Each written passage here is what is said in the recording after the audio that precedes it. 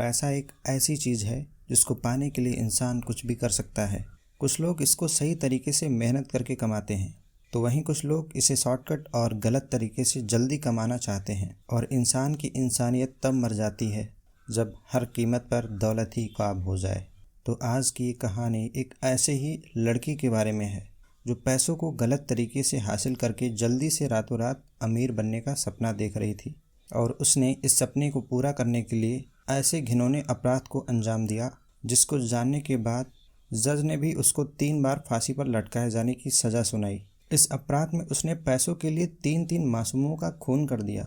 तो दोस्तों, आज की इस वीडियो में हम बात करने वाले हैं उस खूबसूरत और ख़तरनाक लड़की के बारे में जिसने मात्र 23 साल की उम्र में ही इतना बड़ा षड्यंत्र रचा और 3 मासूम लोगों की हत्या कर दी। इस कहानी की शुरुआत मध्य प्रदेश के छोटे से शहर इंदौर से होती है। वहाँ एक खूबसूरत और मासूम सी दिखने वाली नेहा नाम की लड़की एक ब्यूटी पार्लर में काम करती थी और इस ब्यूटी पार्लर का नाम मिनी बॉम्बे ब्यूटी पार्लर था। इसमें काम करने वाली नेहा के सपने किसी करोड़पति के सपनों से कम नहीं थे।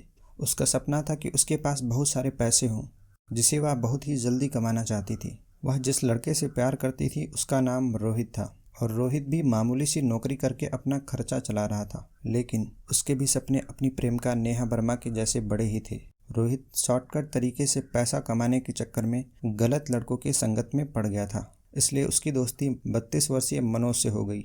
ये बात 2011 की शुरुआत की है जब नेहा अपने कुछ दोस्तों के साथ एक मॉल में घूम रही थी और मॉल में घूमते घूमते उसकी नज़र एक औरत पर पड़ती है जिसकी उम्र लगभग 42 वर्ष थी। नेहा उस औरत से टकरा जाती है। नेहा के टक्कर से उस औरत का सारा सामान हाथ से छूटकर नीचे गिर जाता है। उसके बाद नेहा उस औरत को सॉरी बोलकर उसका सामान उठाने लगती है। इसी बहाने नेहा ने उस औरत का नाम पूछ लिया तो उसने अपना नाम मेघा बताया।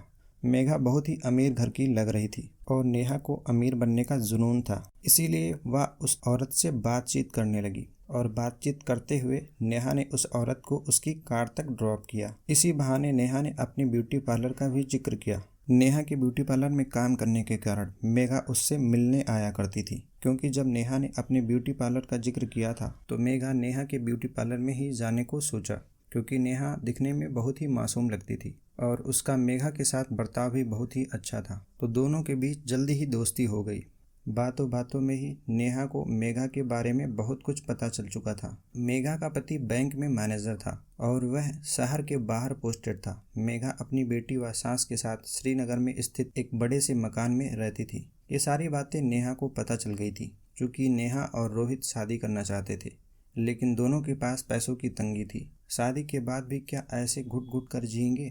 अरे मज़ा तो तब है जब कम से कम मेघा के जैसे बंगला हो, गाड़ी हो और खूब सारे पैसे हो। बस यही सब नेहा के सातिर दिमाग में चल रहा था और वह मन ही मन मेघा की तरह अमीर बनने को सोच रही थी। मेघा से दोस्ती होने के कारण नेहा उसके घर पर 2-3 बार जा चुकी थी। मेघा की अमीरी और उनके बीच के संबंध का जिक्र जब नेहा ने रोहित के साथ किया तो दोनों के दिमाग में एक खतरनाक प्लान सूझता है। नेहा ने रोहित के साथ आइडिया शेयर किया कि वो 3 औरत ही घर में रहती हैं, उनके पास बहुत सारा पैसा है और जेवरात भी, जिन्हें हम बहुत ही आराम से लूट सकते हैं। नेहा की इस बात को सुनकर उसका बॉयफ्रेंड रोहित बहुत ही खुश हो गया। उसके बाद कुछ सोचकर पूरा प्लान तैयार करने लगा और उसने इस प्लान को तैयार करने में अपने दोस्त मनोज से भी राय ली। मनोज भी इस साजिश में तैयार हो गया। दौलत के लिए नेहा ब्यूटी पार्लर के अलावा और कई भी जगह काम करती थी, जैसे टेली कॉलिंग, मार्केटिंग, कुछ छुपा कर किए जाने वाले गलत काम भी करती थी, जिससे वह बहुत सारा पैसा कमा सके। फिर आ गया वो मनहूस घड़ी जिस दिन खतरनाक काम को अंजाम देना था। 19 जून 2011 दोपहर का समय। नेहा अपने प्लान के मुताबिक तय वक्त पर मेघा के घर पहुंचती है। वह किसी ब्यूटी प्रोडक्ट की मार्केटिंग कंपनी का फॉर्म भरवाने किसी अड़चन का बहाना बनाकर उसके यहाँ गई थी।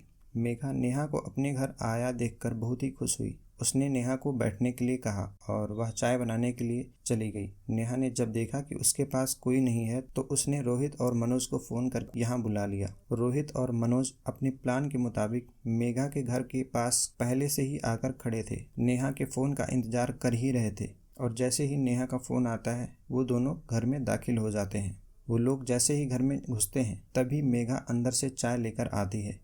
उसने अपने घर में 2 अजनबियों को घुसते देखा और पूछा कि तुम लोग कौन हो। तभी रोहित ने मेघा के सिर में गोली मार दी। गोली की आवाज़ सुनकर मेघा की बेटी अश्लेषा और सास रोहिणी उस कमरे में दाखिल हुई जिस कमरे में गोली चलने की आवाज़ आई थी। तो अंदर पहुंचते ही उन्होंने देखा कि मेघा लहूलुहान पड़ी हुई है। वो लोग इसे देखकर डर गए। उन दोनों के कमरों में दाखिल होते ही रोहित इन दोनों पर भी पिस्तौल से गोली मारने के लिए पिस्तौल को आगे करता है। तभी पिस्तौल में कुछ खराबी आ जाती है। पिस्तौल में खराबी होने के कारण रोहित और मनोज ने उन दोनों को चाकुओं से वार करके मार डाला।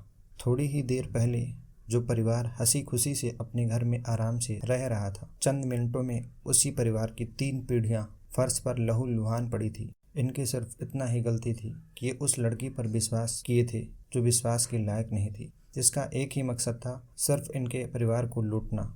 उसके बाद इन लाशों के शरीर पर पड़े गहने नेहा उतार लेती है। गहने उतारने के बाद नेहा उन दोनों के साथ मिलकर पूरे घर में कैश को ढूंढती है और जितना पैसा मिलता है सब लूट कर ये तीनों फरार हो जाते हैं। तीनों ने यह नहीं सोचा था कि कानून के हाथ लंबे होते हैं। ये कहावत बकवास है, ऐसा उन्हें लगता था। लेकिन कुछ ही दिनों में सुर्खियों में आ चुके इस तेरी हत्याकांड की छानबीन कर रही पुलिस ने तीनों को पकड़ लिया। 36 गवाहियों के साथ 58 पेज की चार्जशीट कोर्ट में दाखिल की गई। दरअसल बंदूक में खराबी आने के कारण एक गोली रोहित के पैर को छूकर निकल गई थी, तो उसने पास ही में एक हॉस्पिटल में अपना इलाज करवाया था, जिससे पुलिस को सबूत खोजने में ज़्यादा टाइम नहीं लगा और तीनों पकड़े गए। थोड़ी सी दौलत की लालच में आकर एक परिवार के 3 औरतों को इतनी बेरहमी से कत्ल किया गया कि उनके पूरे शरीर पर जख्म मिले।